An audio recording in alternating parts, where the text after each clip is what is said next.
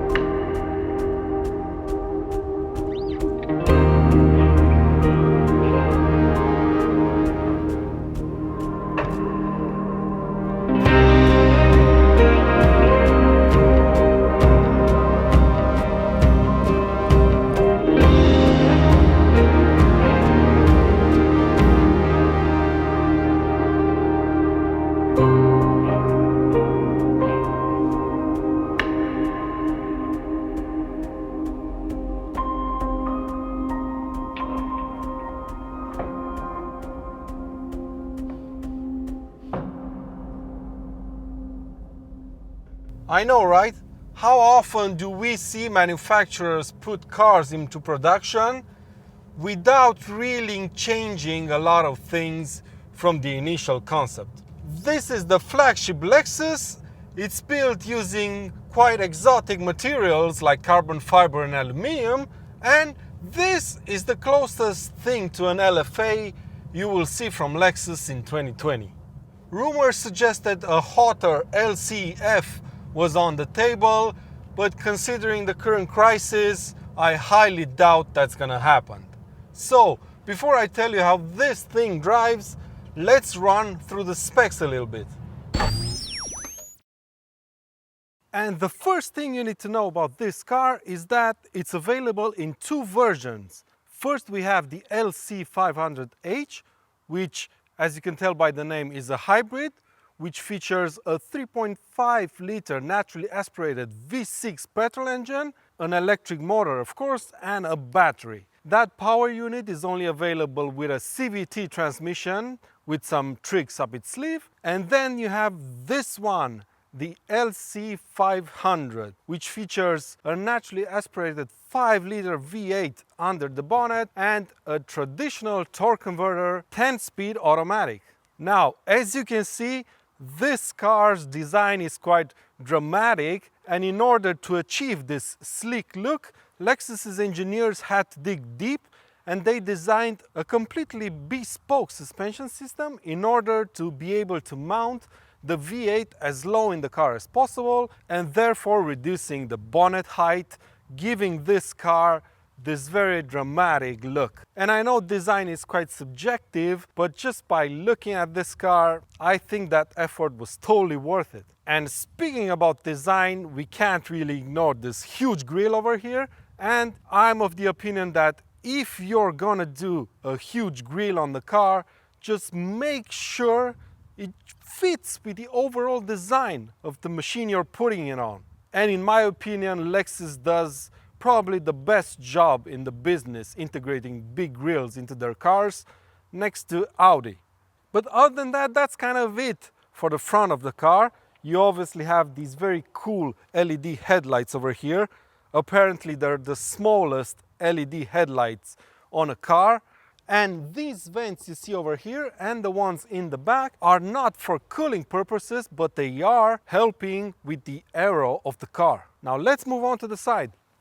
From this angle, the first thing you notice on this car are these massive 21-inch wheels wrapped in run flat tires. Why is that? Well, because Lexus had to take out the spare tire because they've placed the battery of the car inside the boot.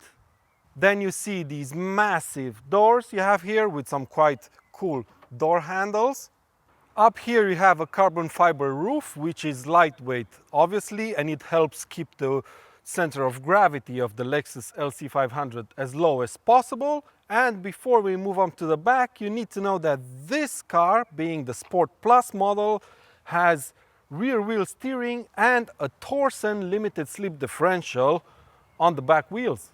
So finally, here we are at the back of the new LC 500, and a couple of things worth pointing out here is the fact that behind these fake exhaust tips, they're real ones, and there's actually 4 of them, 2 in here and 2 over here. They sound glorious. Just give me a couple of minutes and then you'll be able to hear them.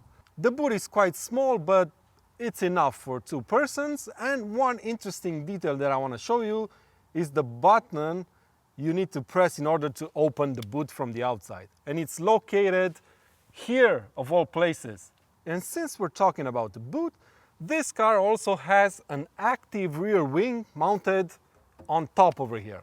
So that's the exterior. Let's jump inside. Now, even before jumping inside, you're greeted with these quite awesome carbon fiber door sills as a subtle hint as to what to expect from this quite fantastic interior.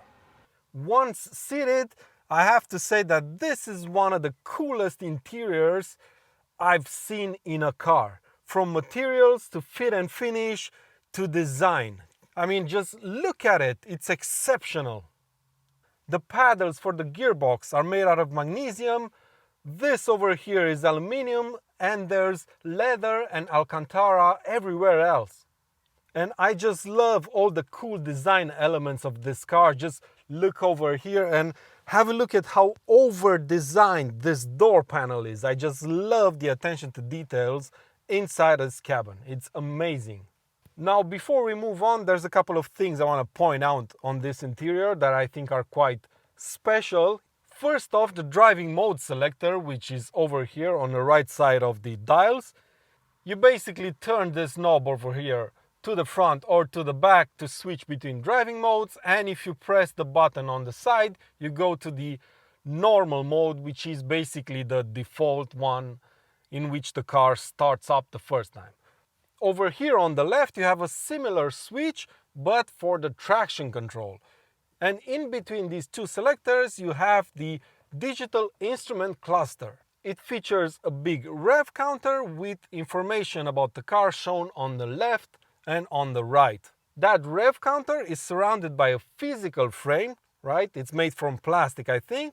And that frame actually moves to the right side of the dials when pressing a button on the steering wheel in order to reveal even more information about the car, which I think is another overly designed element on the car, but it just proves the point that this interior is absolutely fantastic. Now let's turn our attention to the back seats. There's only 2 of them, and they are sculpted basically in the same way as the front seats, and they're super comfortable for people without legs to sit in them. Yep. And there's a subwoofer / speaker right in between the 2 seats in the back. It looks good and it also sounds fantastic.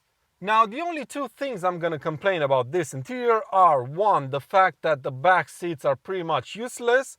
My 8-year-old son barely fits behind me, while I have to push my seat as far as it can go to the front.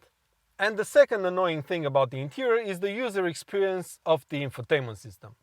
It does have a lot of features, the screen is very good and big and bright and everything else, but the user experience is pretty bad. And it's pretty bad because of this mouse thingy over here that you need to use in order to control its functions. And it's pretty difficult to do that even when the car is standing, but it's pretty much impossible to navigate through the menus when driving. But that's kind of it. Let's press this button over here and see how this thing drives.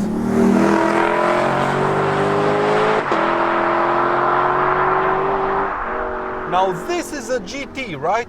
A long distance cruiser car. You get in it, you put it in drive, let the gearbox do its thing, listen to that V8 rumble at low RPMs and just enjoy the view. The steering is nice and light, the suspension is super comfortable, And this is just, well, a really nice place to be in. So I guess this car ticks all the right boxes that a GT car should tick. And that's the end of today's video. See you next time.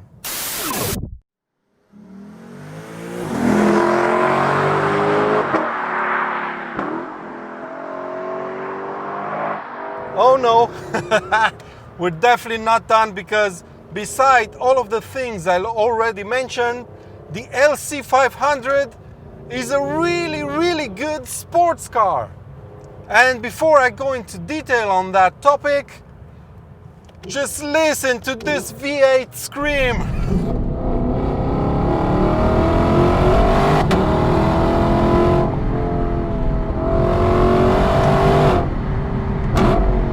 Up front we have a 480 horsepower, naturally aspirated 5-liter V8 petrol engine, so there's no turbos in the way of the sound.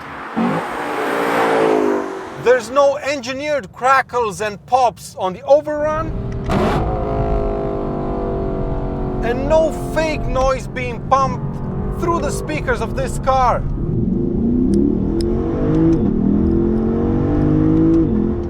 And the reason why that's not needed is because the LC500 has a tube running from the intake manifold all the way up to the firewall, bringing in real noise from the engine to the inside. And just listen to the downshifts.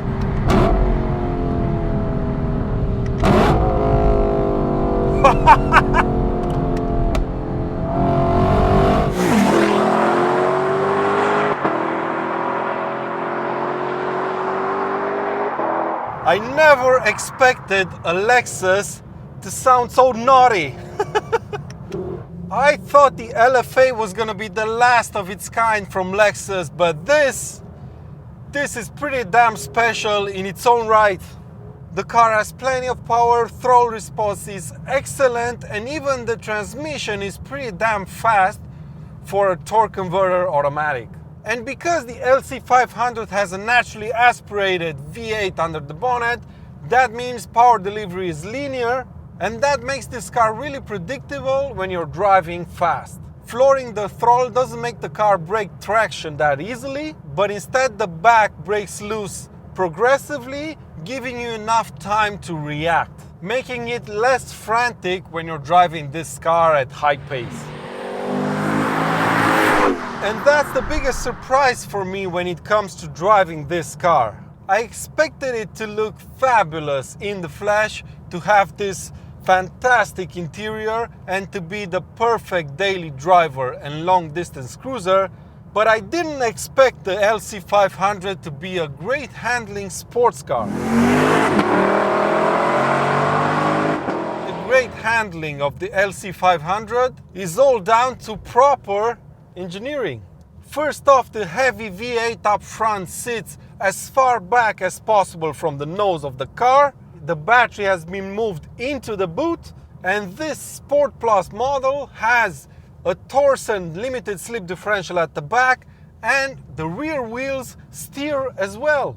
And all of that contributes to this car being very good to drive, and it almost has the perfect weight balance. The ride is a bit on the firm side, but it's only noticeable when you hit big potholes, and I mean big ones. Otherwise, it handles uneven surfaces quite well, and it's not overly stiff or uncomfortable, even in its sportiest setting. There is a bit of understeer, but it's manageable. Same goes for the body roll, but this car is quite agile thanks to this quite fast steering rack it has. The driving position is spot on, these seats hold you firmly into place, and the intoxicating roar of that V8 makes this one of the most enjoyable driving experiences I've had in quite a while. This is no match for a 911 on a twisty road based on driving dynamics alone, but it sure does put a bigger smile on your face after a quick 10-minute blast on these roads.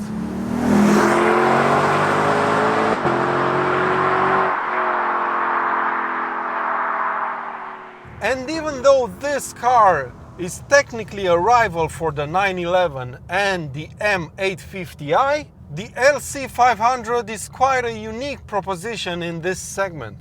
It manages to combine the old school way of doing things with luxury and with 2020 engineering in a way that I've never seen before in a car. And frankly, that's what cars like this need in order to justify their price tag. And since I've mentioned pricing, you have to know that this car isn't exactly what you would call cheap. No, this top of the line LC500 model, the Sport Plus, costs around 110,000 euros. And even though that might seem like a lot of money, and it is, if you compare it to the cars I previously mentioned, it turns out that this is quite a bargain.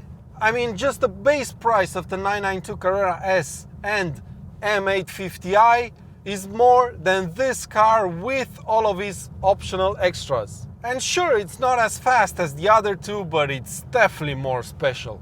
But that's been it for today's video, my friends. I really hope you've enjoyed it. Please leave a comment down below and tell me what you think about the Lexus LC500. And give this video a thumbs up if you enjoyed it. And until next time, take good care of yourselves, and I'll see you around.